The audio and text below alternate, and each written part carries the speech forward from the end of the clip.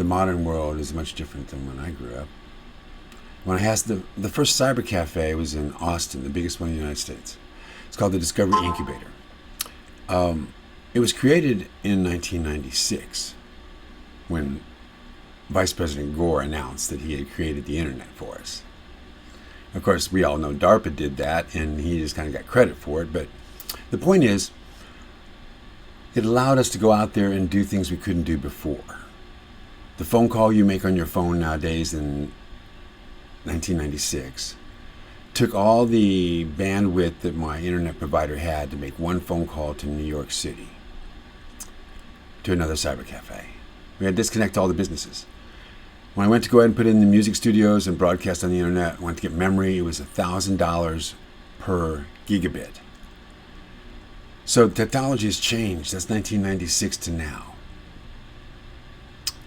For those of you who have a phone with 250 to 500 gigabits, that's $500,000 for the cost of just the memory in the phone alone in 1996.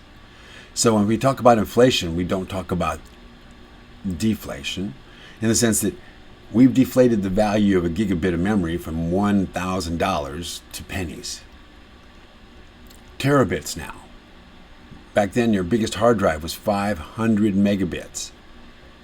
Now I can get 5 terabits, 6 terabits. No big deal. A few $100. So we've gone a long ways, but what we haven't done is we haven't come up with better building materials, such as these.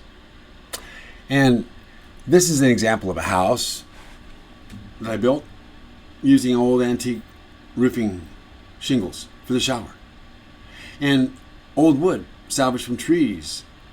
They were 1,000 years old when they were harvested. Windows with leaded glass in them.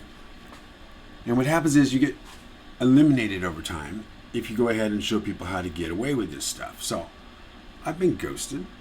That's why I'm using this method now to go ahead and display my point. You can do a lot of things. You can go ahead and change the world around you. You can effectively select a new environment to be in. You can do a lot of things.